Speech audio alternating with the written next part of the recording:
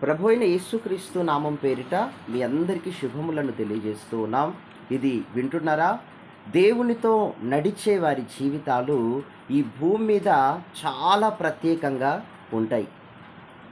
ఎందుకంటే వారు దేవుని యొక్క సర్వనీతిని, దేవుని యొక్క రాజ్యమును స్థాపించేవారు గనక బహిరంగముగా సమాజములో దేవుని కొరకు, ప్రతి కార్యము కొరకు, సంఘము కొరకు నిలబడేవారు గనక దేవుడు వారి మీద ప్రతిబింబిస్తూ ఉంటాడు. అంతేకాదు వారి క్రియలు, వారి కార్యాలు చాలా ప్రత్యేకమైనవి. వారు చాలా అనుభవాలతో ఉంటారు. దేనికి భయపడరు. వారి ప్రతి మార్గములో, వారి ప్రతి పోరాటములో దేవుడు వారికి జయం ఇస్తాడు. వారికి ఎట్లా ఘనతనివ్వాలా, ఎప్పుడు 24 అవర్స్ దేవుడు వారి కొరకు వారి పని చేయటానికి పరుగెడతాడు. వీరు ఎవరు అనంటే దేవునితో నడిచే వారికి ఉన్న అనుభవం. ఈ మాటలు వింటున్న నా ప్రియ సహోదరి, సహోదరుడా, నూతన కృప ఆత్మీయ వాగ్దాన కార్యక్రమాన్ని నన్ను దేవుడు మీ ఎదుట నిలిపాడు. ఈ ఆశీర్వాదాన్ని ఈరోజు మీ కొరకు దేవుడు దయచేస్తూ ఉన్నాడు. రండి, ఎక్కడ మనకి ఆశీర్వాదం కనబడుతుంది? కీర్తన 37వ అధ్యాయం 5వ వచనంలో మీరు చూస్తే, నీ మార్గమును యెహోవాకు అప్పగింపుము, నీవు ఆయనను నమ్ముకొనుము, ప్రభువు నీ కార్యమును నెరవేర్చును.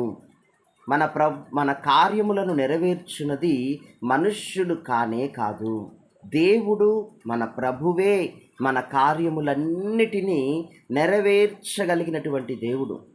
మీకు ఇంకా ఇంటి కల నెరవేరలేదు కదా?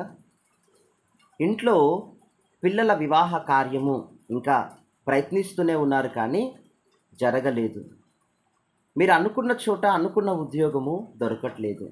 ఇది శాలరీ సరిపోవటలేదని మరొక ఉద్యోగ నిమిత్తమై ప్రయాసపడుతున్నారు, చదువుతున్నారు, రాత్రింబగళ్ళు ఎగ్జామ్స్ రాస్తున్నారు, ఇంటర్వ్యూస్కి అటెండ్ అవుతున్నారు. ఆ నూతనమైన జాబు మీకు ఇంకా అనుగ్రహింపబడలేదు. సేవ ఇలా చేయాలి, అలా చేయాలి అని అనేకమైన ప్రణాళికలు వేస్తూ ఉన్నారు, కానీ అవ్వట్లేదు. అయితే దేవుని వాక్యం సెలవిస్తుంది, ఇవి మనుష్యులు కాదు చేయున్నది, మనుష్య ప్రయత్నాలు కాదు, కానీ దేవుడు ఈ కార్యమును ప్రభువుకి అప్పగించినప్పుడు ఆయనే, మన ప్రభువే మన కార్యములన్నిటినీ జరిగించువారై ఉన్నారు. ఇది ఈరోజు మనం విశ్వసింపవలసిన విషయం. ఆయనను మనము విశ్వసించాలి, మన మార్గమంతయు ఆయనకు అప్పగించాలి. ప్రార్థన చేస్తున్నామండి, ఉపవాసాలు ఉంటున్నామండి, కాదు కాదు.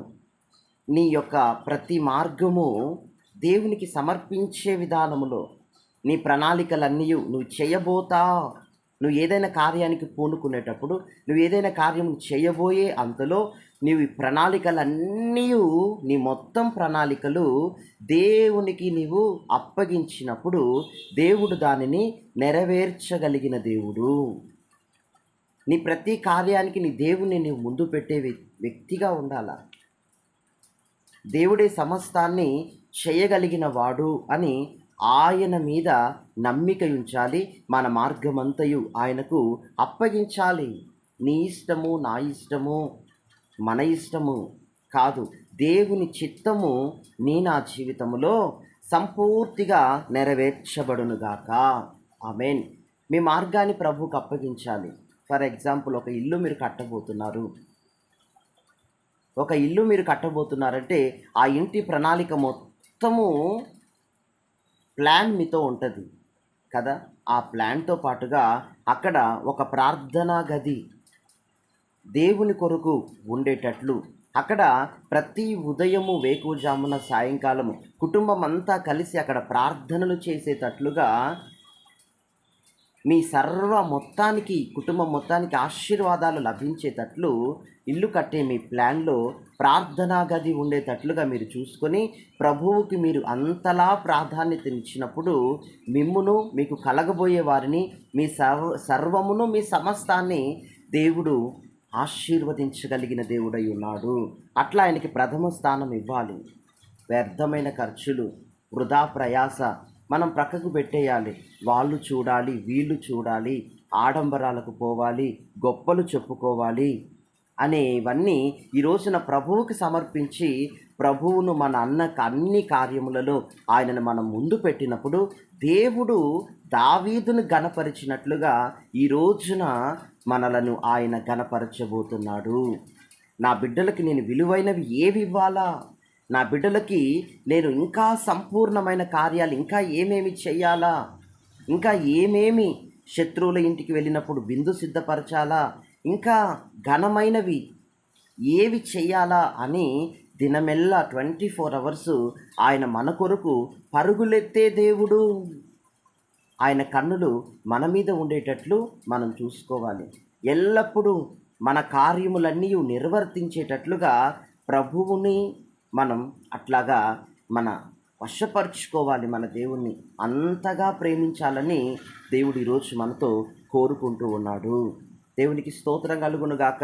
ఒక వివాహ కార్యము జరగాలంటే లోక ఆచారాల వలె ధనము కలిగిన వాళ్ళు కావాలి, ఫలానా కులస్తులు కావాలి, ఫలానా మతమే మాకు కావాలి, ఫలానా వస్తువులు ఉండాలి, ఇవి ఇవ్వాలి, కట్నం అవి ఇవ్వాలి అనే వాటికి నీవు ముఖ్యత ఇవ్వకూడదు. నువ్వు దేవునికి ముఖ్యమైన, నాకు యేసే ముఖ్యం, నా దేవుడే నాకు ముఖ్యం, నా దేవుడు చూపిస్తే, నా దేవుడు చెబితే ఎట్లా చెప్పాడో వాక్యంలో అట్లాగే నా వివాహం జరగాలి, అట్లాగే వివాహ సంబంధం మీ కుటుంబంలో పిల్లల కొరకు మీరు వెతికి సిద్ధపరచాలి అనే దైవ నియమంలోకి, దేవుని నీతిలోనికి మనం వచ్చినప్పుడు మన కార్యములన్నీ ఈరోజే ప్రభువు నెరవేర్చునుగాక. ఆమేన్. అందుకే ఆలస్యం అవుతుంది. మన సొంతం ఉన్నది గనక, సొంత బలం, సొంత అతిశయం, సొంత ఆడంబరాలు ఇదంతా ఉన్నది గనక కార్యము జరగట్లేదు. కానీ ఉదయకాలం దేవుడు మాట్లాడుతున్నాడు. ఎందుకు జరగట్లేదు నీకు అర్థమైంది కదా. ఇప్పుడు సమర్పించాల్సినవి ప్రభువుకు సమర్పించి, యేసయ్యా నీవే నాకు ముఖ్యము ఈ లోకములో అని నువ్వు ఆయన తట్టు తిరిగితే, దేవుడు కూడా నీ తట్టు తిరిగి ఆయన నీకు జరగవలసిన కార్యములన్నీ చేయటానికి పరుగిడబోతూ ఉన్నాడు. దైవ కార్యములు మీ కన్నులు చూడబోతున్నాయి. God bless you.